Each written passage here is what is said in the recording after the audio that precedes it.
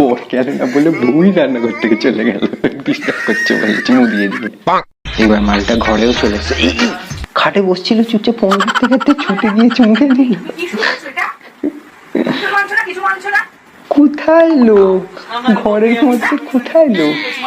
হ্যাঁ দাদা তুমি একদম ঠিক, তোমার বউ তুমি যা খুশি করবে, আর কোথায় লোক ঘরের মধ্যে, সব বন্ধ, কোথায় লোক?